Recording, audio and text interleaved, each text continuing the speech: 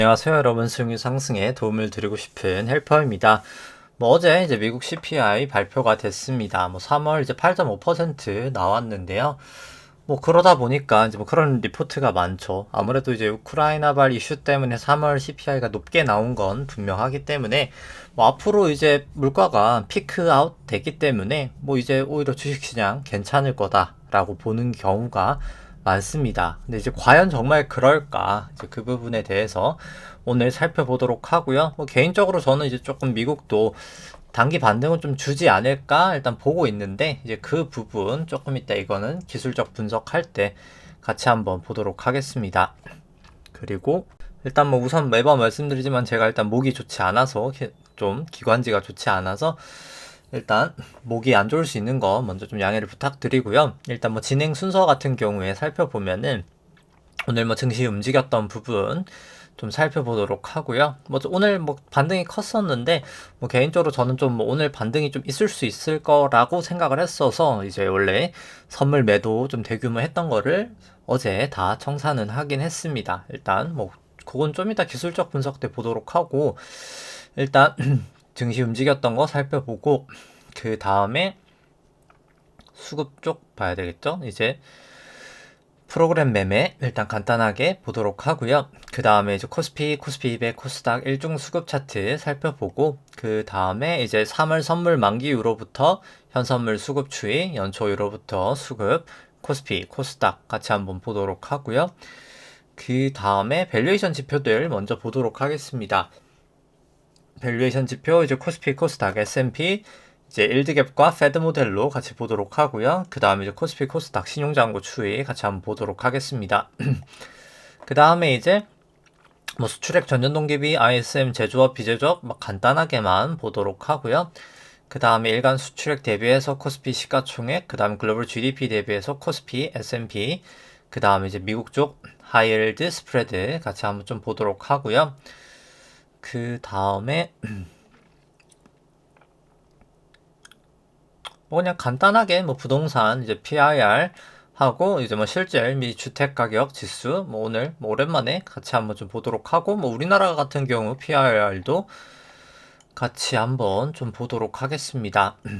그 다음에 이제 통화량 지수 M2 대비해서 S&P 그리고 이제 나스닥 밸류에이션, 그 다음 윌셔 같은 경우는 지금 이게 세인트루이스 연방 준비은행 그 홈페이지에 계속 업데이트가 되고 있지는 않아서 일단 지금 요건 좀 생략하도록 하고요. 윌셔 관련된 거는. 그 다음에 이제 S&P를 미국 주택지수로 나눈 건 1월까지 데이터여서 그냥 그 부분까지 같이 한번 좀 간단하게 보도록 하고요. 그리고 이제 조금 이따 설명드리겠지만 이제 매크로 할 때 보기는 할 텐데 경기 선행 지표나 여러 가지 데이터 좀 업데이트 시킨 게 있어서 OECD 관련된 데이터 같이 오늘 그냥 좀 보도록 하겠습니다. 그 다음에 이제 한국 쪽 똑같이 통화량 대비해서 코스피, S&P가 아니죠. 코스피, 코스닥 보도록 하고요. 그 다음에 이제 주택 서울 가격 지수 대비해서 코스피 밸류에이션 같이 조금 보도록 하겠습니다. 오늘은 시간 관계상 중국 쪽 데이터는 좀 생략하도록 하고요. 그 다음에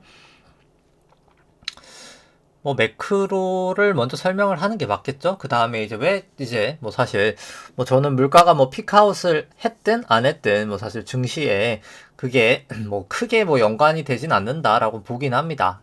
그러니까 그렇다기보다 사실 주식에 대해서는 항상 말하는 세 가지 요인이 가장 중요한데요. 이제 그 부분에 대해서 오늘 조금 더 보도록 하고요. 그 다음에 일단 매크로 관련된 건 조금 이따 이제 요거 설명할 때 같이 한번 보여드리고, 그 다음에 차트들 보도록 하겠습니다.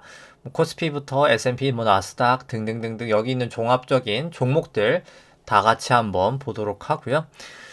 그 다음 개별 종목은 이제 절대가치평가랑 상대가치평가로 같이 한번 좀 보도록 하겠습니다. 개인적으로 주식은 저는 지금 계속해서 얘기 드리지만 키스코랑 현대해상, 우리금융지주, GS 이렇게 들고 있는데 증시 낙폭이 이제 있었던 거에 비해서는 다 상승폭이 크기 때문에 수익은 괜찮은 상황이고, 근데 사실 조금 이따 나중에 설명을 드리겠지만 제가 산 이 종목들도 키스코 빼고는 사실 이제 좀 밸류에이션 부담이 키스코랑 이제 GS 빼고는 약간 좀 있는 상황입니다. 근데 그럼에도 불구하고 다른 주식에 비해서는 낮기 때문에 이제 뭐 좀 들고 있는 상황이다라고 볼 수 있을 것 같고요. 그 다음에 이제 오늘 다시 이제 진행을 해보면은 코스피 오늘 1.9% 뭐 나름 크게 상승이 있었고요. 뭐 코스닥 한 1.5% 크게 상승이 있었습니다. 뭐 현재 뭐 나스닥 선물도 좀 올라가는 모습, 나스닥, S&P 둘 다 올라가는 모습 보이고 있고요. 이 검은 색깔 선이 코스피 200 차트고 파란 색깔과 빨간 색깔 부분이 프로그램 매도 구간, 매수 구간인데 순매수 구간인데 뭐 초반에 좀 매도 있었다가 결국 순매수로 끝이 났고요. 뭐 거의 지수 움직임하고 유사하게 흘러갔었습니다. 뭐 매수의 주체는 이제 뭐 기관이었다라고 볼 수 있을 것 같고요. 금액 자체는 뭐 크지는 않았습니다. 기관 한 680억 정도 프로그램 순매수, 외국인 한 190억 정도 있었고요. 그 다음에 일중 수급 같은 경우에 코스피 같은 경우는 기관이 한 6,400억 정도 매수가 있었고 외국인 600억 매도, 개인이 5,800억 정도 매도가 있었습니다. 선물 같은 경우에는 외국인이 5,300억 정도 매수가 있었고요. 그 다음에 개인이 1,500억 매도, 기관 3,400억 정도 매도가 있었습니다. 기관 같은 경우, 기관이 아니죠. 이제 코스닥 같은 경우에는 기관이 한 600억 정도 매수가 있었고요. 외국인 한 340억 정도 매수, 개인이 한 880억 정도 매도가 있었고요. 뭐 누적 수급 같은 경우에 이제 3월 선물 만기 이후로부터는 개인이 현물을 한 7조 가량 매수 중에 있습니다. 뭐 기관과 외국인 다 매도 포지션이고요. 오늘 뭐 외국인이 좀 선물을 매수하긴 했지만 여전히 선물은 9천억 정도 매도 포지션에 있고 연초부터 개인 같은 경우 15조니까 뭐 상당히 큰 금액을 매수를 하고 있는 걸 보실 수가 있습니다. 좀 긴 시계열로 보면 뭐 더욱더 어마어마하죠. 개인 수급 같은 경우에 뭐 상당히 수급은 좋아 보이지 않는다 생각을 하고 코스닥은 뭐 외국인이 조금 현선물 다 매수를 하고 있습니다. 5천억 매수하고 있고 현물은 선물 한 2천억 정도 뭐 소량 매수하고 있지만 누적 수급 같은 경우에 당연히 여기도 연초율로 한 2천억 정도 매도 중이고 2015년부터 봐도 개인만 매수하고 있고 기관은 매도하고 있는 안 좋은 수급인 계속되고 있다. 중기적인 수급은 계속 좋아 보이지 않는다. 뭐 그렇게 생각을 합니다. 뭐 그 다음에 뭐 리포트 간단하게 일단 설명을 드리면은 뭐 3월 CPI가 예상치 이제 8.4였는데 한 8.5% 나오면서 일단 상승폭은 확대가 됐습니다. 뭐 그럼에도 불구하고 뭐 어제 이제 발표 날 때 보셨던 분들은 아시겠지만 증시가 오히려 그 당시엔 좀 올랐었는데요. 마지막엔 좀 끝나면서 내리면서 끝이 나긴 했지만 코어 이제 CPI가 조금 낮게 나왔습니다. 원래 예상치가 0.5였는데 전월 대비해서 0.3이 나왔는데 이 부분은 일단 가장 큰 게 중고차 가격이고요. 왜냐면 중고차 가격이 이번에 뭐 조금 소득 공제 해주는 게 뭐 좀 뭐 늦어져서 이번 3월 달에 가격이 좀 많이 하락했다 하더라고요. 이제 그 부분이 이제 다음 달엔 좀 이연되는 효과가 있기 때문에 약간 좀 일시적인 부분은 있을 것 같다. 인 거는 분명한 것 같고요. 뭐 개인적으로 일단 뭐 단기적으로 뭐 물가는 저는 뭐 피크아웃은 일단 1차적으로는 좀 쳤다라고는 봅니다. 좀 슬로우 다운 됐다가 좀 빠졌다가 다시 이제 올라갈 거라고는 보는데 이제 그 부분은 좀 매크로 때 보도록 하고요. 그리고 뭐 사실 물가가 딱 높다고 주식이 빠져야 되는 것도 아니고 물가가 뭐 낮다고 주식이 올라야 되는 것도 아닙니다. 이제 그 부분은 좀 이따 뒤에서 조금 더 부연 설명하도록 하고요. 이제 뭐 브레이너드 이제 연준 부의장 같은 경우에도 뭐 이분도 상당히 비둘기파 저기다가 이제는 조금 매파로 많이 돌아섰습니다. 뭐 이제 물가가 높은 게 뭐 우크라이나 원자재 가격 상승에 기인한 것이라고 하고 뭐 고통을 준다라고 하고 뭐 이 부분을 결국 뭐 다시 언제 이제 2%로 돌아올지도 언급하기 어렵다. 과거에는 뭐 자신 있게 뭐 올해 연말 가면 돌아온다 하다가 이제 조금씩 말은 조금 바꾸어지고 있다라고 보고요. 뭐 계속해서 경기 침체가 나지 않는다라고 얘기하는데 뭐 저도 이 부분에 대해서는 동의합니다. 경기 침체는 날 확률이 매우 낮다. 근데 이제 그럼에도 불구하고 주식은 빠질 수 있다.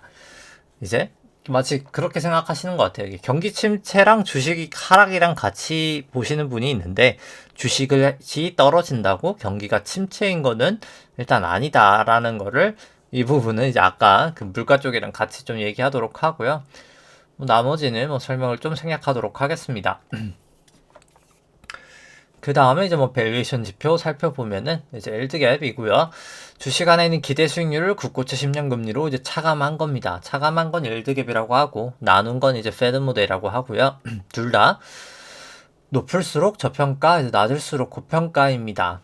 코로나 때 매우 싸다 이렇게 나타났었죠. 근데 지금 같은 경우에는 그렇게 싸 보이지 않는다. 주가가 조정을 보였지만 여전히 아직은 비싼 레벨이다라고 볼 수 있을 것 같고. 페드 모델로도 거의 최저점 수준이기 때문에 상당히 고평가되어 보인다 라고 생각을 하고요. 아직까지는 코스닥도 마찬가지, 코스피 긴 시계열로 봐도 마찬가지로 밸류에이션 부담은 있어 보인다 생각을 합니다. 코스닥 같은 경우도 마찬가지로 밸류에이션 부담 여전히 1득의 페드 모델 둘 다 있어 보이고요.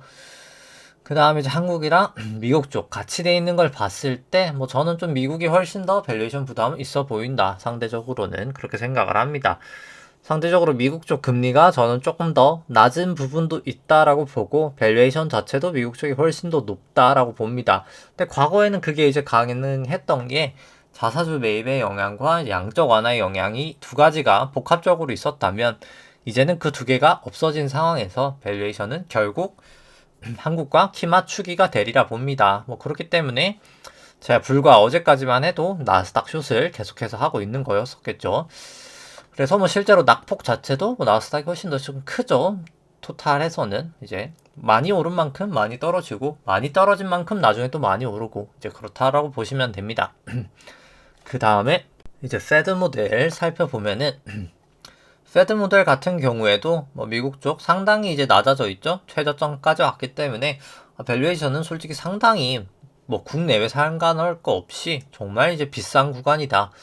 정말 조심을 해야 될 때다라고는 봅니다. 근데 기술적 분석 때 얘기를 하겠지만 단기 반등 정도는 저는 좀 이제 가능한 구간이다 라고는 보기는 하고요. 근데 단기 반등일 뿐 단기 반등 이후에 사실 더 빠지지 않을까라고는 생각하고 있습니다. 그 다음에 신용장고 같은 경우에는 좀 반등을 하고 있죠. 반등을 하고 있지만 결국 고점을 찍고 떨어지고 있기 때문에 주 추세 자체는 반등하다가 더 빠진다 라고는 보여지고요. 레벨은 좀 너무 과하다. 신용장고도 그렇게 생각을 하고 신용장고를 코스피 시총으로 나눈 수치도 아직까지 단기 반등은 하고 있지만 주 추세는 빠지고 있기 때문에 조심하셔야 된다. 레벨이 너무 높다 생각을 하고 신용장고 증감 속도도 올라오고 있지만 주 추세는 빠지고 있어서 저는 빠질 거라고 봅니다. 이거는 무조건적인 건 아니지만 모습이 사실 좋아 보이지 않는다 생각을 하고요. 코스닥은 설명을 생략하도록 하겠습니다. 차트만 보여드리도록 하고요. 그 다음에 ISM 제조업, ISM 비제조업, 한국 수출액 전년동기비 모두 다 모멘텀은 약화되고 있다. 가속도가 축소되고 있는 거죠. 확실히. 경기가 나쁜 건 아닙니다. 경기가 나쁜 건 아닌데 이제 경기가 개선되는 그런 속도 자체가 줄어들고 있다라고 보실 수 있을 것 같고요. 일간 수출액 대비해서 코스피 시가총액 보더라도 과거 고점 치고 나서 빠지고 있는 추세. 여전히 아직까지는 추세는 좋아 보이지 않고요. 글로벌 GDP 대비해서 코스피, S&P 같은 경우도 과거 고점들 다 넘었다가 빠지고 있는 추세여서 추세는 다 좋아 보이지 않는다. 그렇게 생각이 됩니다. 그 다음 이제 하이힐드 스프레드 같은 경우도 200일 이동평균선 살짝 하회하긴 했지만 여전히 좀 조심하셔야 될 것 같고요. 120일 이동평균선도 다시 넘었기 때문에 조심하셔야 되고 사실 50일 이동평균선도 다시 넘어섰기 때문에 개인적으로 단기적으로는 좀 빠질 거라고는 보지만 중기적으로는 계속해서 좀 위험 관리는 하셔야 될 구간이다. 저는 그렇게 생각을 합니다. 그 다음에 이제 한국 쪽 PIR 같은 경우에도 이제 PIR은 이제 분자가 PIR은 주택 가격이라고 보시면 되고요. 분모가 이제 소득이라고 보시면 됩니다. 중위 소득인데 그냥 우리나라 중간 정도 사람들의 소득, 연소득이라고 보시면 되고요. 그래서 주식이 아니라 주택이 10억이고 연소득이 1억이다 라고 했을 때 PIR은 10배가 나오게 됩니다. 이렇게 보시면 될 것 같고요. 우리나라 PIR 같은 경우에도 뭐 사실 지금 높은 편이긴 합니다. 2000년 이후로는 가장 높은 편이고요. 근데 뭐 과거에 더 높을 때도 있기는 했다. 뭐 이제 그 정도로 보시면 될 것 같고요. 미국 쪽 PIR은 뭐 70년대 이후로 가장 최고점, 영국도 뭐 마찬가지입니다. 둘 다 상당히 높은 수준이고요. 실질 미 주택 가격 같은 경우는 이제 인플레이션을 조정한 미국 주택 가격입니다.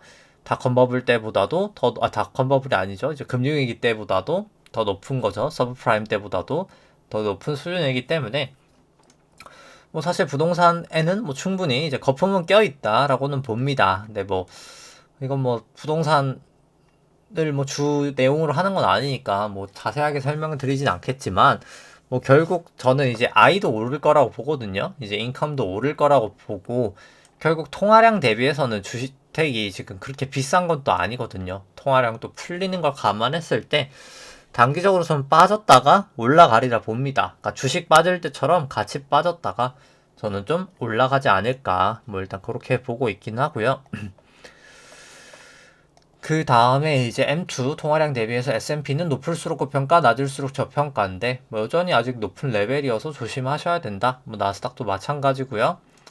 윌션은 뭐 업데이트가 안 되기 때문에 생략하고 미국 주택 지수 같은 경우 이제 S&P랑 미국 주택 지수 대비인데요. 높을수록 주식이 고평가, 낮을수록 부동산이 고평가입니다. 그래서 뭐 지금 같은 경우에는 그냥 주식이 아직까지는 고평가로 보인다. 그렇게 보여지고요. 그 다음에 이제 코스피 같은 경우도 뭐 통화량 대비해서 아직까지는 뭐 좀 비싼 레벨이다 라고 보여지고 코스닥도 뭐 마찬가지로 좀 레벨이 있어 보이고요. 그 다음에 이제 코스피 대비해서 서울 주택 가격 지수 같은 경우에도 뭐 여전히 아직까지는 좀 더 빠질 룸은 있어 보인다. 주식이 왜 그렇게 일단 보입니다. 지금 약간 중립적이긴 레벨이긴 하지만 뭐 사실 통상적으로 더 내려오는 게 맞지 않을까 뭐 그렇게 생각이 되고요. 그 다음에 이제 좀 매크로적인 부분을 살펴보면 뭐 이제 사실 뭐 매번 이야기를 하는 거지만 오늘은 좀 순서를 바꿔본다라고 하면은 마치 그런 거죠. 그러니까 주식을 밸류에이션 할 때 뭐 특히 이제 삼성전자 얘기를 할 때 제가 뭐 사실 이제 금융권에 일을 하는 분들도 이제 그렇게 얘기를 하는 분들이 많은데 삼성전자가 사상 최대 실적을 거뒀는데 주가는 왜 내려가지? 라는 생각을 하실 수도 있고 이제 그런 얘기를 많이 듣습니다. 근데 이제 뭐 제가 그러면 그냥 이 데이터를 보여드리는데 뭐 좀 이따 나중에 설명드리긴 하겠지만 이 연두 색깔이 삼성전자 안에 있는 기대 수익률을 제가 림이라는 밸류에이션 모델로 역산을 돌린 거고요. 이 파란 색깔이 주가입니다. 그냥 간단하게 연두 색깔이 높을수록 싼 거고요. 낮을수록 비싼 겁니다. 근데 삼성전자는 좀 패턴이 있는데 이 8%요 라인을 넘어가면 항상 주가가 조정을 보였습니다. 그러니까 밑으로 내려오면인 거죠. 이 부분들이 다 주가가 조정을 보였던 구간들입니다. 기본적으로. 그러고 나서 이제 조정을 보이면서 올라가는데 마치 그런 거죠. 삼성전자가 실적은 지금 고점을 친 게 맞는데 그냥 밸류에이션 자체가 비싼 겁니다. 지금 뭐 그렇게 싼 밸류에이션은 아닌 거죠. 그러니까 이때 밸류에이션 고점을 쳤기 때문에 뭐 10만 전자, 10만 전자 하지만 결국 가지 못하고 끝이 났던 겁니다. 그럼 중요한 건 그런 거죠. 그럼 이렇게 밸류에이션은 어떻게 할 수 있는 건가가 중요한 거겠죠. 왜냐면 밸류에이션을 하면 실적이 최고점이든 최저점이든 마치 그냥 극단적으로 생각하면 더 이해가 쉬울 것 같습니다. 삼성전자가 그냥 지금 뭐 예를 들어서 영업이익이 100억이라고 하죠. 지금 100억인데 뭐 100억인데 주가가 한 10,000원이라고 쳐보죠. 10,000원이라고 예를 들어서. 근데 이게 뭐 실적이 2배로 가서 200억이 됐다고 생각을 해보죠. 실적 최고치죠? 근데 이 사이에 주가는 뭐 한 100만원이 갔다고 쳐보이죠. 그럼 사고 싶을까요? 이게? 그러면?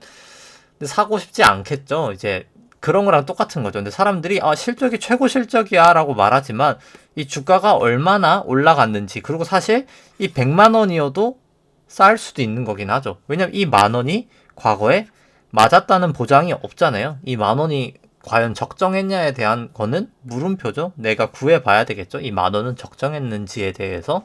그래서 그럼 100만 원은 적정하냐? 아니면 그러면 뭐 1,000원은 적정하냐에 대한 게 이제 필요할 텐데 그래서 뭐 밸류에이션 모델의 뭐 영상도 있지만은 뭐 이제 FCF라는 모델과 이제 림이라는 모델이 이제 두 가지 모델이 가장 이제 유효하다, 가장 유용성이 있다라고 이제 하는 게 뭐 두 모델 다 공통점이 이제 이런 방식을 사용합니다. 결국 주가란 뭐 반복해서 얘기를 하지만 세 가지의 함수거든요. 그러니까 결국 실적도 들어가죠.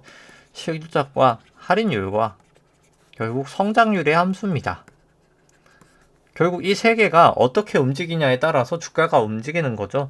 그러니까 실적이 뭐 100억이냐, 뭐 영업이익이 100억이냐, 200억이냐. 근데 여기에 이제 또 펫랑 PBR처럼 약간 밸류에이션도 들어가는 거죠. 이 실적에. 그게 들어가고, 할인율은 결국 이제 금리랑 이제 금융 환경 자체가 금리가 오르냐 내리냐. 이제 금리가 올라가면 주가는 떨어지고, 금리가 내려가면 주가는 올라가는 영향을 미치게 되고요. 실적은 당연히 높을수록 주가는 높아지게 되고, 성장률도 당연히 높을수록 주가는 높아지고, 내려가면 내려간 역할을 합니다. 그래서 이 세 개가 반영된 게 이 림 모델이라고 보시면 되고요. 뭐 FCF 모델로도 볼 수 있습니다. 그래서 마치 그런 거죠.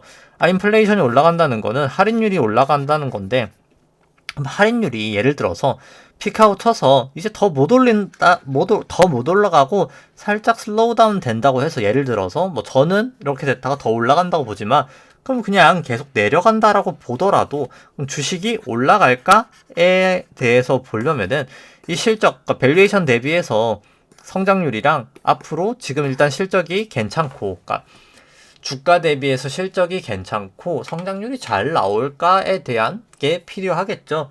왜냐면 저 가정이 있어야 할인율이 내려가도 주식은 올라가게 될 겁니다. 그럼 이제 그거를 살펴보면 되겠죠. 이제 저게 맞는지 틀린 말인지를 살펴보려면, 그래서 이제 다시 돌고 돌아서 뭐 QT로 사실 돌아가긴 해야 되긴 합니다. 이제 결국. 그래서 일단 뭐 중요한 건 일단 밸류에이션부터 보긴 해야 되겠네요. 일단 뭐 밸류에이션부터 본다고 하면은 뭐 조금 더 직관적으로 빨리 느낌이 오실 수 있게, 그냥 미국 쪽이 조금 더 밸류에이션이 극단적이기 때문에 뭐 미국 쪽을 좀 보도록 하겠습니다. 이제 퍼 같은 경우에 이제 트레일링이어서 결국 그냥 리딩 쪽을, 리딩이 아니라 PBR, 트레일링 PBR을 보도록 하고요. 뭐 가장 많이 듣는 얘기가 2015년도 금리가 올라갔을 때 주가도 올라가더라, 이 얘기를 뭐 가장 많이 들었던 것 같습니다. 마치 요때인 거죠. 뭐 2015년부터 미금리가 이렇게 올라갔는데 주가도 같이 올라가더라. 그러니까 금리가 오르니까 오히려 사실 주가도 올라. 그래서 금리가 오를 때 주식도 오르는 거야. 이렇게 의견을 내시는 분이 있습니다. 네, 마치 그런 거죠. 그럼 2015년 저 때를 한번 보죠. 저 때가 요때입니다. 요때 PBR이 뭐 거의 한 2.6밖에 안 되죠. 근데 지금 PBR이 뭐 거의 4.5 정도 됩니다. 밸류에이션이 뭐 거의 2배 차이가 나죠. 그러니까 이때는 마치 그런 거죠. 근데 이렇게 뭐 PBR이 높아지려면 수익성이 개선이 됐으면 뭐 PBR 높아도 밸류에이션 부담이 높아져도 상관이 없습니다. 근데 수익성이 그렇게 개선이 됐느냐? 라고 하면 수익성이 개선되지는 못했습니다. 아주 소폭 뭐 거의 한 0.3% 정도 개선이 됐네요. 이제 그 정도로 이렇게 PBR이 높아진 거는 개선되기가 어렵다는 거죠. 결과론적으로 그냥 2015년부터 2019년까지 주식이 갈 수 있었던 것은 금리가 올라서가 아니라 금리가 오름에도 불구하고 밸류에이션이 쌌기 때문에 주식이 올라간 겁니다. 그럼 지금은 금리는 올라가고 있는 상황에서 이렇게 고밸류에이션이 닷컴버블 이후로 최고치인 이 밸류에이션이 과연 용인이 될까가 물음표인 거죠. 여기서 수익성이 더 개선될 수 있을까? 또 물음표고, 밸류에이션 자체도 이렇게 높은 것도 물음표인 상황에서 금리까지 올라간다. 그래서 뭐 저는 좀 밸류에이션 버티기 어렵다라고 보고요. 그리고 그냥 할인율인 실질금리, 그러니까 할인율이 이제 실질금리, 특히 10년하고 30년 실질금리가 중요한데요. 실질금리 이미 많이 많이 올라왔습니다. 이제는 뭐 거의 0.14%, 최저점인 게 10년물 기준으로 거의 한 1.2까지도 갔었거든요. 이때 바닥대가 거의 1.2까지도 갔었는데, 그 상황에서 마이너스 거의 0.2니까 한 100bp 1%가 올라간 상황에서 할인율이 이제 이렇게 올라가면 뭐 밸류에이션은 좀 버티기 어렵다라고 보고요. 이 10년물 실질 금리도 뭐 솔직히 저는 최소한 1까지는 올라간다고 봐서 충분히 뭐 계속해서 좀 조심해야 될 구간이다. 뭐 사실 주식은 그렇게 생각을 합니다. 다만 뭐 조금 이따 얘기하겠지만 기술적 분석 사항으로는 단기 반등은 날 수 있다. 보통 데드캣이라고 하죠. 이제 데드캣 바운스라고 하는데 그렇게 나타낼 수 있는 것 같다. 일단 밸류에이션 상으로는 부담이 뭐 너무나 크다 생각을 하고요. 뭐 오늘은 뭐 그 양적 긴축 얘기는 뭐 그냥 생략하도록 하고 시간 관계상 이제 좀 업데이트된 거 데이터 이제 좀 부분만 살펴보도록 하겠습니다. 일단 뭐 전주 대비해서 업데이트된 부분은 좀 봐야 되겠죠. 전주 대비해서 보면은 일단 뭐 한국 쪽도 이제 좀 월 데이터 업데이트 된 거를 좀 살펴보면 한국 쪽 계속 일단 M2-M1은 올라가고 있습니다. 그냥 M2-M1이 올라가는 게 이 M1 증가율은 내려가고 M2는 올라간다는 거잖아요. 결국 아니면 덜 내려가거나 M1이 그냥 소위 말하는 사람들이 그냥 유동성 푼다라는 게 이제 M1이고요. 이제 양적 완화를 하는 거. 근데 우리나라 뭐 양적 완화 하는 건 아니지만 이제 그런 돈이 풀리는 게 M1이라고 하고 M2가 이제 조금 그 돈이 풀리고 나서 풀리는 돈이라고 하면 뭐 정확한 표현은 아니지만 더 이해하시기가 쉬울 것 같습니다. 결과론적으로 그냥 M2-M1이 이렇게 올라갈 때가 이제 뭐 사실 돈이 정말 실물 경제로 풀리고 있는 단계다 라고 보시면 될 것 같고요. 뭐 그렇기 때문에 유동성도 더 많아지는 거죠. 그렇기 때문에 금리를 인상하는 거고 그 금리를 그 유동성을 이제 좀 막기 위해서 금리를 올리게 된다라고 보시면 되고 뭐 예대율 같은 경우에는 뭐 좀 계속 하락은 하고 있습니다. 좀 하락은 했고요. 나머지는 뭐 크게 뭐 국내 쪽은 보여드릴 거 없는 것 같고 지급준비금 같은 경우에는 뭐 아직까지 크게 변동은 없었고요. 뭐 재무부 예방 예정은 계속해서 뭐 조금이나마 재정정책 집행되면서 좀 감소를 하고 있습니다. 특히 총자산과 뭐 연준 부채 같은 경우에는 이제 뭐 테이퍼링을 넘어서 테이퍼링은 끝났고 이제 QT 당연히 양적 긴축이 예상되기 때문에 계속 이게 좀 감소하는 모습을 나타낼 것 같고 뭐 실제로 조금은 감소를 하고 있는 모양새입니다. 그리고 이제 뭐 QT 같은 경우에는 뭐 얘기를 안 했지만 이제 950억 달러 정도 이제 할 것 같다. 이제 최대 맥스 그게 이제 이때 QT 한도에 지금 2배 되는 거거든요. 뭐 그렇기 때문에 상당히 QT는 가파르게 될 거다라고 보시면 됩니다. 그리고 이제 QT가 될수록 뭐 사실 금리 쪽은 더 상승 압력을 받을 수밖에 없다. 이제 이 부분은 뭐 저번 영상 좀 보시면 좋을 것 같고요. 예대율은 계속해서 대출이 많이 증가가 되면서 대출 때문에 예대율은 높아지고 있습니다. 이러니까 QT를 할 수밖에 없는 상황이 되는 거죠. 대출 증가율 당연히 높아지고 있고요. 뭐 실질 금리는 아주 이제 화끈하게 올라가고 있는 상황이고요. 뭐 그 다음에 이제 OECD 데이터 뭐 좀 업데이트 되는 거 같이 한번 살펴보면 OECD 데이터를 좀 보면은 뭐 경기 선행 지표 같은 경우에는 뭐 어느 나라 할 거 없이 뭐 한국, OECD, 토탈, 미국, 유럽, 중국 모두 다 하향 추세를 그리고 있기 때문에 미국만 뭐 살짝 올라가고 있는 추세고 뭐 다 이제 모멘텀은 꺾여 있는 상황. 뭐 경기가 저는 침체는 오리라고 생각하지 않는데 이제 모멘텀은 꺾여 있다. 왜냐면 침체가 온다는 것 자체는 가능성은 낮다. 뭐 지금 이미 이제 예대율이 높아지고 있는 신용 창출이 되고 있는 상황에서 경기 침체는 오지 않는다. 뭐 오지 않는다는 뭐 너무 뉘앙스가 강하니까 올 가능성은 매우 낮다라고 생각은 하고요. 그 다음에 이제 뭐 CPI 같은 경우, 소비자 물가 같은 경우도 뭐 다 매우 높은 수준 기록하고 있습니다. 중국만 이제 통화량 증가시키지 않으면서 통제를 하면서 좀 막고 있지만 다른 나라들은 이미 너무나 많이 상승하고 있다. 소비자 물가. 그렇게 보여지고요. 뭐 PPI 같은 경우도 많이 높아져 있는 상황이고 뭐 소매 판매, 상업 생산 같은 경우도 아직까지 소매 판매가 너무 높다. 그렇기 때문에 인플레이션도 계속해서 심해지고 있는 거죠. 이게 소매 판매가 결국 수요고 상업 생산이 이제 공급이거든요. 고정자산 투자는 진짜 이제 투자고 공급에 비해서 아직까지는 너무 수요가 많다라고 보실 수 있고요. 미국 쪽도 마찬가지죠. 수요는 여전히 강하다. 공급에 비해서 이제 그렇기 때문에 인플레이션이 나는 거고요. 한국 쪽은 뭐 공급도 가파르긴 한데 어차피 이제 한국 쪽의 수요가 중요한 게 아니거든요. 글로벌하게는. 뭐 그렇기 때문에 뭐 국내 쪽보다는 뭐 사실 미국 쪽 가장 큰 건 이제 미국의 영향이 가장 크고요. 수요 쪽은 뭐 유럽도 그냥 업데이트를 해버렸는데 뭐 유럽 쪽도 같은 경우에도 여전히 수요가 공급에 비해서 훨씬 더 강한 상황이다라고 보실 수가 있습니다. 유럽 쪽은 특히나 이제 공급 쪽이 조금 약간 더 문제가 있어 보이긴 하고요. 다른 나라에 비해서. 일단 뭐 그렇게 보고 뭐 오늘은 시간 관계상 그냥 바로 이제 차트 쪽을 보도록 하겠습니다. 코스피 같은 경우에 이제 코스피 200으로 좀 살펴보도록 하고요. 1998년도 외환위기 저점부터 해서 우리나라 이제 엘리어트 파동상 새로운 파동이 시작됐다라고 보고요.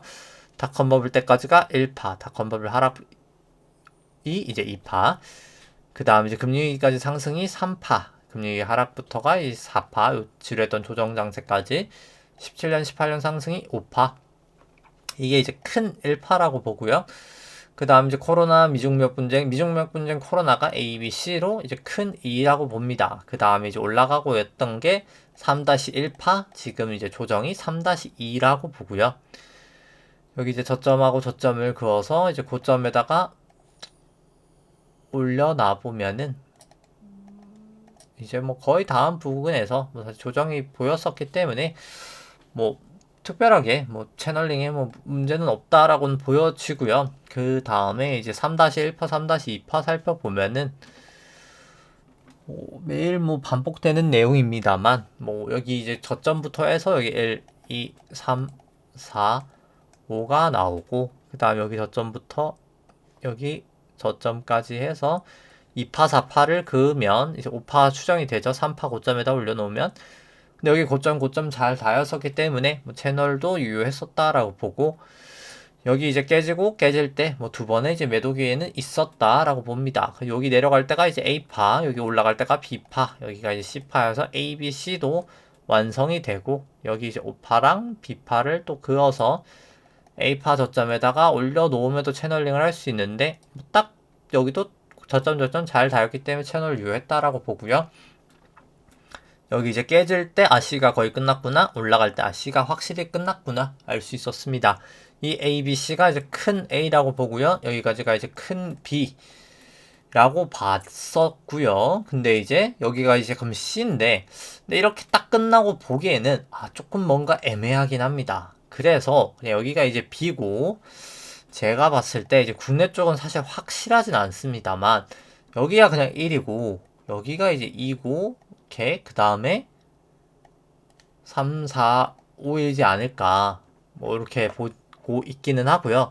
일단 여기 뒤쪽이 조금 애매합니다. 여기 뒤쪽 이 부분이 조금 애매한데 중요한 건 이거보다도 미국 쪽이 일단 깔끔하기 때문에 뭐 미국 쪽을 봤을 때 일단 뭐 어떤 모양이 됐든 좀 빠질 것 같기는 하다 인 것 같고 근데 이제 뭐 미국 쪽 모양을 봤을 때 일단 단기 반등도 살짝은 있을 수는 있다라고는 보여집니다. 그럼에도 불구하고 어차피 저는 하락 파동이라고 생각을 하기 때문에 뭐 여기서 뭐 무리하게 롱 베팅을 할 필요는 뭐 전혀 없다. 일단 뭐 그렇게 생각을 하고 뭐 국내 쪽은 일단 그리고 일단 여기 구름대랑 여기 전환선에 딱 걸쳐 있긴 해서 일단 뭐 여기 안으로 들어올지 말지도 일단 좀 지켜봐야 될 것 같다. 그래서 뭐 단기 반등은 있을 수 있다라고는 보는데 이게 추세적인 반등의 가능성은 저는 조금 매우 낮게 보기는 합니다. 밸류에이션 상도 그렇고 파동상으로도 국내는 아주 깔끔하진 않지만 특히 이제 미국 쪽 파동 봤을 때 뭐 같이 좀 빠지지 않을까 결과론적으로는 그렇게 생각하고 지금은 그냥 단기 반등 정도다 라고는 봅니다. 근데 일단 뭐 괴선상으로는 뭐 그나마 기준선 위로 올라오고 26일 프랑스판 호전돼서 뭐 그나마 나아진 건 사실 맞는 건 사실이고요. 코스닥 같은 경우도 뭐 아직 반등은 하고 있는데 뭐 기술적 반등 이후에 저는 조금 더 빠지지 않을까라고 보고 있습니다. 일단 미국 쪽을 좀 보시면은 미국 쪽은 2009년도 바닥부터 해서 여기까지 1파, 2파, 3회, 3회, 3회, 3, 3에서 3회로 3파 여기가 이제 트라이앵글로 4파 그 다음 5파 5점 치고 A, B, C로 빠지고 있는 단계다라고 보고요. 그 다음에 이제 마지막 파동을 좀 살펴보면, 마지막 이제 우파랑 떨어지고 있는 파동이죠. 그 부분을 보면은 코로나 초점 이후로 여기가 이제 1파, 2파, 3파, 4파 치고 나서 우파가 연장되었다라고 봅니다. 여기가 이제 1, 2, 3, 4, 5여서 마지막 우파가 나왔다라고는 보고요. 그 다음에 이제 내려갔던 게 여기가 A, B, C, A고 A, B, C, B고 나오고 나서 1, 2, 3, 4, 5로 C가 나와서 이게 이제 큰 A라고 보고요. 여기가 A, B, C로 큰 B. 지금이 이제 C가 5파로 움직일 텐데 1, 2, 3, 4, 5로 이런 식으로 저는 빠지지 않을까 생각을 합니다. 근데 이제 이게 A가 이만큼이잖아요. A가 이만큼인데, 그러니까 낙폭이 이만큼인데, 이거에 이제 C가 1배를 가느냐, 1.618을 가느냐, 2.618을 가느냐는 이제 가면서 봐야 되겠죠. 네, 일단 지금은 여기 기준선에 걸린 것도 그렇고, 아마 단기 반등 이후에 하락하지 않을까, 그렇게 생각을 합니다. 뭐 특히나 이제 나스닥도 똑같은데, 나스닥은 뭐 계산치를 구해보면은, 뭐 제가 봤을 때 618 계산치로는 한 요 정도까지, 굳이 그냥 뭐 계산치를 보여드리면 이 판은 14,411까지 가던가 아니면 14,739일 확률이 가장 일단 가능성이 높은데, 뭐 프랙탈로 봤을 때 뭐 좀 길어지니까 설명을 생략하면 한 14739 정도, 뭐 그냥 대충 절사하면 14,700 정도 되겠죠. 14,700 정도 한 이 부분까지 반등했다가 빠질 가능성이 뭐 저는 가장 높지 않을까, 뭐 이렇게 빠지는 가능성이 높지 않을까, 뭐 이렇게 생각을 합니다.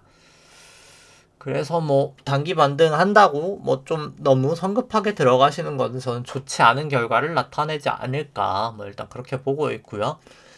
그 다음에 뭐 비트코인 같은 경우도 뭐 마찬가지라고 봅니다. 뭐 여기도 이제 A, B, C, A 나오고 나서 B파 여기 세기로 나오고, 그 다음에 이제 1, 2, 3, 4, 5로 뭐 이런 식으로 빠지지 않을까, 뭐 저는 그렇게 보고 있고요. 아, 그리고 변동성 지수 오늘 보지는 않았네요. 변동성 지수 살펴보면 ATR이랑 이제 빅스 살펴보면, 이제 ATR 먼저 보면 ATR 이미 이동평균선 넘었고요. 10일 이동평균. ATR 이제 5일대, ATR 5일대, 뭐 ATR은 뭐 이런 수치라고 하는데 그냥 변동성 지표라고 보시면 되고요. 이제 나스닥 쪽도 ATR은 살짝 하회하긴 했지만 뭐 거의 넘었다 볼 수 있고, 빅스도 둘 다 코스피, 코스닥 넘어가 코스피 이제 나스닥 둘 다 넘어가 있기 때문에 사실 위험 관리는 할 만한 구간이다. 뭐 단기 반등은 예상되지만 단기 반등 이후에 전 더 빠질 거라고 보고요. 변동성 지수 이제 좀 ATR 14 좀 긴 거 같은 경우에는 아직 크게 넘진 못했지만 여기를 봐서도 좀 중기적으로는 조심하셔야 될 것 같다. 이제 뭐 그렇게 보여집니다. 변동성 지표를 보더라도. 그 다음에 코스피 안에 있는 이제 내재 변동성 V 코스피 같은 경우도 뭐 단기 하락 정도는 조금 더 있을 수도 있겠다. 근데 이제 결과론적으로는 올라가리라. 뭐 그렇게 보고요. 뭐 일단 괴선상으로는 뭐 다 역전되어서 뭐 그렇게 좋아 보이진 않긴 합니다. 그 이후에 반등 좀 있을 거라고 보고요. 뭐 빅스 같은 경우도 일단 좀 조정을 보이고 살짝 조정 보이고 저는 좀 올라가지 않을까, 뭐 그렇게 보고 있긴 하고요. 뭐 필라델피아 반도체 지수도 뭐 많이 내려온 만큼 여기 뭐 1, 2, 3, 4 오겠죠. 그래서 좀 반등하고 다시 빠지지 않을까, 뭐 그렇게 보고 있습니다. 뭐 니케이 같은 경우도 지금 CL 2 정도 반등 정도지 않을까 보고 있고요. 유로스톡스도 마찬가지입니다. 그 반등 이후에 좀 더 크게 하락하지 않을까. 그 다음에 항생도 뭐 그렇게 보고요. 똑같이 뭐 상해종합도 마찬가지로 뭐 그렇게 보고 있습니다. 뭐 따로 인덱스 같은 경우에는 또 고점을 오늘 지금 치고 있는 중인데, 일단 뭐 아직까지는 추세는 뭐 살아있기 때문에 크게 문제는 없지만, 뭐 추세가 이제 깨지면 뭐 그때 생각해 봐야 되겠죠. 근데 뭐 사실 환율은 가장 예측하기는 좀 어렵다. 뭐 저 그렇게 보고요. 뭐 달러 원 같은 경우도 아직까지는 추세는 살아 있다라고 볼 수밖에 없을 것 같긴 하고요. 일단 전환선 기준선 역전된 거는 조금 기분 나쁜 것 같긴 합니다. 그 다음에 이제 뭐 WTI 같은 경우도 이제 구름대 밑으로 내려와서 많이 좀 추세가 약해진 것 같긴 하나 다시 이제 52동평균선을 좀 넘어서려 하고 있어서 여기서 저항을 받고 빠질지 넘어설지를 좀 봐야 될 것 같긴 하고요.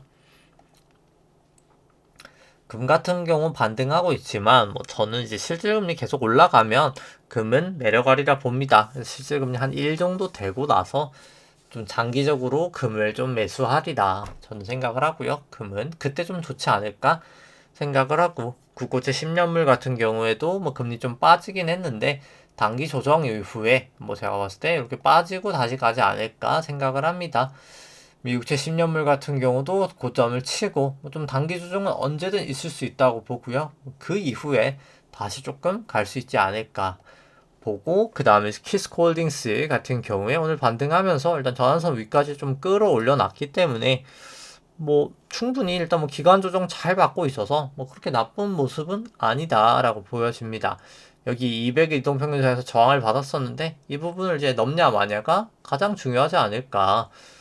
시간이 지나면 이제 골든 크로스도 되겠죠. 사실 이동평균선 같은 경우도 뭐 괜찮은 모습이다라고 보여지고 뭐 절대가치 평가를 보더라도 뭐 사실 밸류에이션은 충분한 종목이다 생각이 들고 뭐 가장 중요한 거는 주주 환원 정책이기 때문에 뭐 늦게나마 차근차근 하나씩 되고 있어서 뭐 일단 기다리다 보면 좀 좋은 날이 있지 않을까 생각은 들고요. 그 다음에 현대해상 살펴보면은 뭐 현대해상도 여기 볼린저밴드 넘었다가 하회하고 있어서 뭐 언제든 조정이 나타나도 뭐 이상하지는 않은 차트다라고는 보여집니다. 현대해상 같은 경우에는 이제 상대가치 평가로 보면은 일단 아직까지는 싸죠. 충분히 상대가치 평가로는 기대 수익률은 아직까지는 싼 구간이지만 금리가 너무 많이 올라서 금리를 조정하면 이제 조금 더 비싼 구간에는 왔다 생각이 됩니다. 이제 뭐 그럼에도 불구하고 계속 보유하고 있는 건 뭐 저는 한 이때부터 계속 사고 있었는데 뭐 계속 보유하고 있는 거는 이제 뭐 더 나은 선택지가 없는 거죠. 그러니까 인플레이션 기에 뭐 주식이 좋지 않습니다. 그냥 기본적으로 인플레이션 기에 주식이 좋지가 않아요. 그냥 과거 이제 뭐 10개월만 봐도 인플레이션 시기에 뭐 주식이 좋다는 분들도 있지만 인플레이션 조정하면 좋지 않았거든요. 인플레이션 시기에 주식이 그렇게 많이 오르진 못했습니다. 뭐 나스닥 살짝 오르긴 했지만 이때는 뭐 나스닥 기업 정말 성장이 좋을 때였고 뭐 S&P도 그렇고 특별하게 좋지 않기 때문에 이제 인플레이션 기에 근데 이제 그 중에서 그래도 좀 방어가 가능한 주식이기 때문에 뭐 밸류에이션이 이제 완벽하진 않더라도 계속해서 그냥 들고 있다. 현금보단 나으니까요. 이제 그런 개념으로 들고 있다. 어차피 저는 주식 내려가는 건 이제 숏 배팅을 하고 있기 때문에 선물이나 옵션을 통해서 그냥 기본적으로 현금 대신해서 주식을 가지고 있다. 이런 느낌으로 보시면 될 것 같고요. 뭐 DB 같은 경우는 뭐 상대적으로 조금 더 밸류에이션 메리트는 떨어지기 때문에 뭐 설명을 생략하도록 하겠습니다. 그 다음에 이제 우리금융지주 같은 경우도 뭐 추세는 나쁘진 않죠. 아직까지는 뭐 다 호전돼 있어서 뭐 크게 문제는 없지만 뭐 많이 오른 만큼 언제든 조정은 보일 수 있긴 합니다. 여기도. 근데 그럼에도 불구하고 일단 차트가 뭐 그렇게 나쁜 상황은 아니다. 뭐 저는 그렇게 생각을 하고요. 상대가치 평가로 봤을 때 여기도 계속 오르면서 충분히 과거보단 비싸진 건 사실이지만 다른 종목들에 비해서는 싸기 때문에 뭐 특별하게 뭐 다른 대안이 없다. 뭐 이렇게 보시면 될 것 같습니다. 하나금융지주는 아직까지는 뭐 우금지보다는 좀 비싼 레벨이긴 하고요. 그럼에도 불구하고 뭐 좀 싼 회사라고는 봅니다. 뭐 좀 분산 차원에서는 뭐 들고 가도 괜찮을 것 같은데 뭐 저는 아직까지 그냥 우리금융지가 제일 좋아 보이긴 하고요. 뭐 JB도 싸긴 한데 지방 계열이라 뭐 이 정도 밸류에이션은 조금 부족하지 않나 생각을 하고 KB나 이제 신한 같은 경우에는 아직까지는 조금 밸류에이션 부담은 있다. 뭐 그렇게 보여집니다. 그 다음에 이제 삼성전자 살펴보면은 뭐 삼성전자 오늘 반등을 하긴 했지만 뭐 결국 기술적 반등이지 않을까 아직까지는 그냥 A, B 다음에 이제 C에 1, 뭐 2, 3 뭐 이런 식으로 단기 반등 이후에 전 좀 더 빠지리라 생각은 하고요. 절대가치 평가를 보더라도 뭐 밸류에이션 메리트가 그렇게 없다라고 보여주고 상대가치 평가로는 또 아까 8% 넘고 이제 하회했다가 지금 조정을 보이긴 했지만 뭐 여전히 비싼 레벨이다 생각을 하고 금리를 조정했을 때는 오히려 최고치 수준이기 때문에 뭐 계속해서 뭐 그렇게 좋아 보이지 않는다 생각은 듭니다. 하이닉스 같은 경우도 뭐 단기 반등은 하고 빠지긴 하겠지만 뭐 결국은 저는 좀 빠진다라고 보고요. 절대가치 평가로 봐도 뭐 여기도 실적 변동성 커서 원래 좀 밸류에이션이 좀 저평가를 받는 걸 제외하면 밸류에이션 매력은 크지 않다라고 보여지고요. 그 다음에 이제 상대가치 평가를 보더라도 하이닉스도 마찬가지로 한 10%가 이제 하한인데 거기를 닿았다가 좀 많이 빠지고 있습니다. 뭐 지금 좀 많이 싸지긴 했지만 여기도 금리를 조정하면 뭐 제일 비싼 수준이나 똑같기 때문에 뭐 그렇게 좋은 상황은 아니다. 뭐 그렇게 생각을 하고요.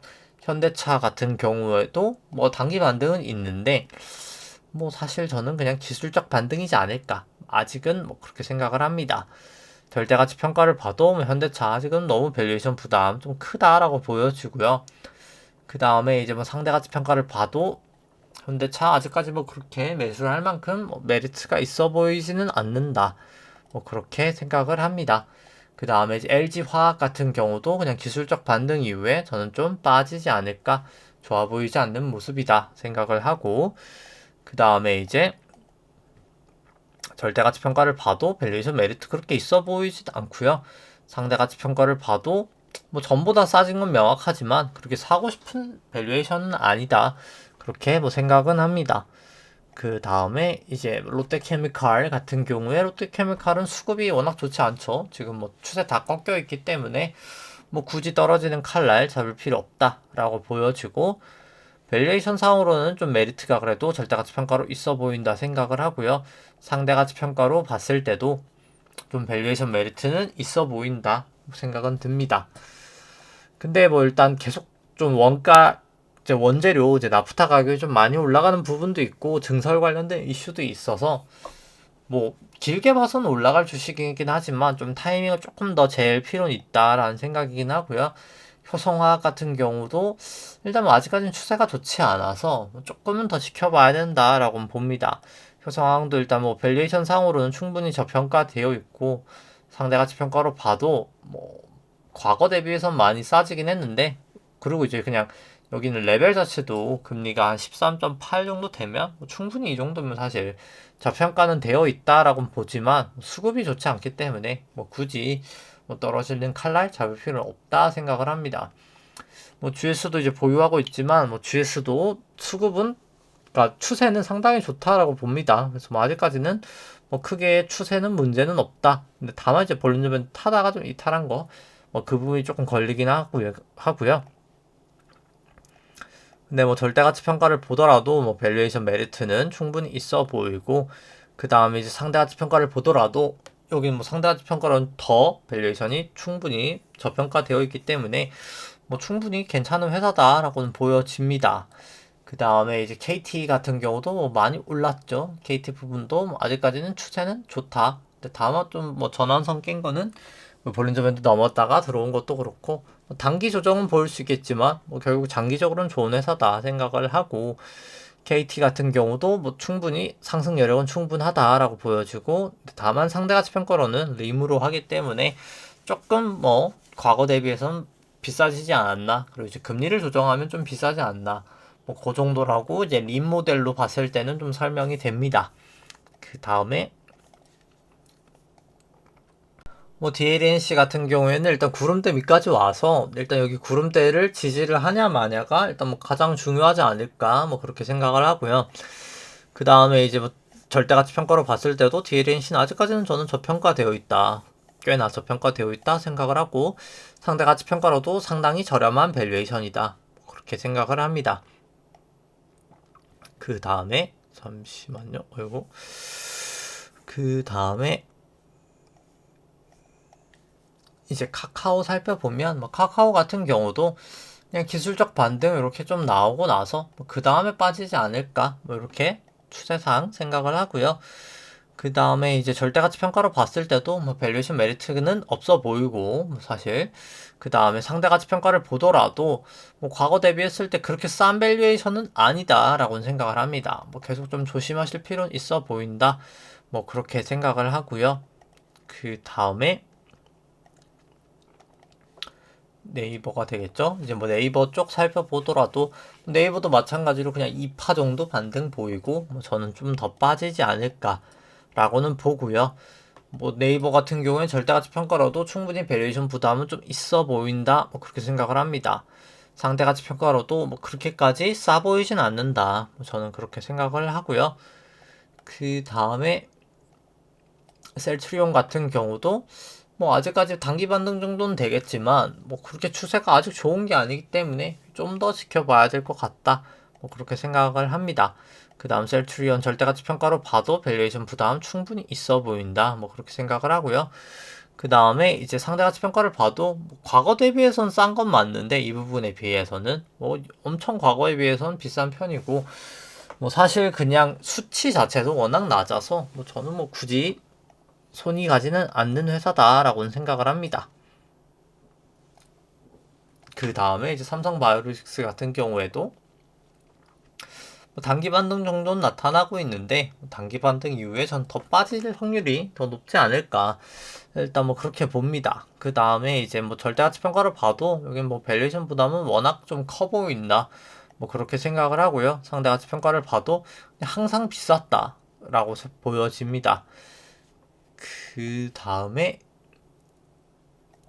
이제 뭐 NC소프트를 봐도 뭐 굳이 일단 뭐 지금 뭐 들어갈 필요는 먼저 들어갈 필요는 없다 생각은 합니다. 뭐 26일 포행스펙 호전되고 뭐 기준선 위여서 뭐 과거보다 나아진 건 맞습니다만 뭐 일단 뭐 최소한 저는 구름대를 좀 넘겨야 된다라고 보긴 하고요. 뭐 밸류에이션 메리트도 뭐 저는 없어 보인다. 뭐 사실 NC소프트 뭐 그렇게 생각을 합니다. 그 다음에 이제 절대가치 평가가 아니라 상대가치 평가를 봤을 때는 뭐 충분히 싸진 건 맞는데 뭐 금리를 조정하는 거나 뭐 여러 가지를 봤을 때 뭐 그렇게 좋아 보이지는 않는 것 같습니다. 마음 편하게 지금 들어갈 만한 상황은 아니라고 보고요. 포스코 같은 경우도 일단 뭐 계속 개선들 모여 있는 상황에서 움직이고 있어서 곧 위든 튈 것 같은데 아직 방향성이 좀 안 정해져 있다라고 보실 수 있을 것 같고 포스코 같은 경우에 일단 뭐 밸류에이션 자체는 충분히 저평가가 되어 있다 뭐 그렇게 생각을 합니다. 상대가치 평가를 봤을 때도 충분히 일단 포스코는 저는 저평가는 되어 있다라고 보여지고요. 그 다음에 뭐 LG전도 요즘 실적 나오고 좀 반등이 계속 나오고 있죠. 뭐 그래서 일단 뭐 반등 계속 하고 있어서 뭐 여기 이제 구름대 안까지 들어와서 이제 뭐 구름대를 벗어나느냐 마느냐 딱이지 않을까 뭐 일단 그렇게 보여집니다. 뭐 기술적 분석상으로 뭐 좀 애매한 상황이고요 사실. 근데 뭐 상대가치 평가로 절대가치 평가로 봤을 때는 뭐 아직까지는 밸류에이션 메리트는 그래 좀 있어 보이고 특히나 뭐 상대가치 평가로 봤을 때는 뭐 조금 더 밸류에이션 부담이 없고 오히려 좀 저평가가 되어 있다라고는 이제 림으로는 보여집니다. 그 다음에 이제 뭐 제일제당 같은 경우 보시면은 뭐 제일제당 같은 경우도 뭐 결국 여기 200 이동 평균선 좀 넘는지 많은지 일단 좀 그 부분이 좀 중요하지 않을까 생각은 하고요. 그 다음에 이제 절대가치 평가를 봤을 때도 뭐 여기는 그래도 좀 저평가가 되어 있다. 저평가는 좀 크지는 않다라고는 보여지고요. 상대가치 평가를 봤을 때는 그래도 저평가가 되어 있다라고는 보여집니다. 제일제당 같은 경우는 그 다음에 이제 한국 기업 평가 같은 경우에는 한국 기업 평가 보시면은 뭐 일단 크게 움직임은 없습니다. 여기 200일 이동평균선도 넘었고 뭐 그래서 사실 뭐 아직 좀 방향성은 확실하진 않다. 뭐 일단 그렇게 보이는데 근데 뭐 절대가치 평가를 봐도 일단 뭐 밸류에이션 메리트가 없어 보이고 뭐 상대가치 평가를 보더라도 뭐 메리트가 없어 보여서 뭐 굳이인 것 같습니다. 그러니까 금리를 조정한 메리트가 없는 거죠. 그래서 그냥 좀 지켜보고 있는 상황이고요.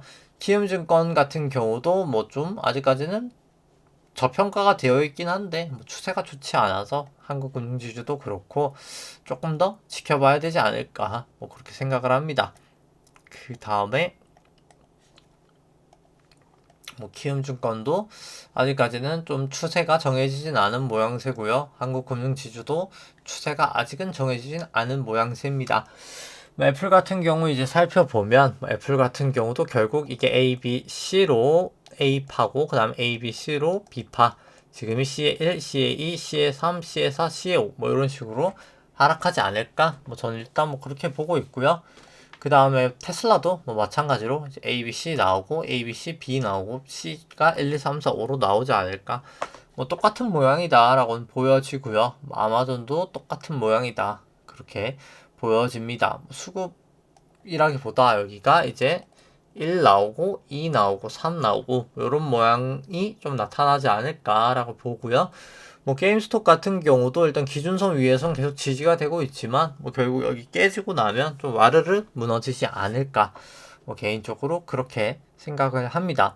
그래서 뭐 서두에도 얘기 들었지만 뭐 인플레이션이 사실 오냐 마냐가 더 그렇게 그리고 뭐 오면 올라가고 뭐 안 오면 뭐 내려가고 뭐 이런 느낌보다는 뭐 사실 주가는 실적과 항상 할인율과 이 성장률이 함수다라는 거를 명심하시고 그냥 지금이 이제 이 주가 밸류에이션이 싼지 비싼지를 보시는 게 가장 중요하다라고 생각을 합니다.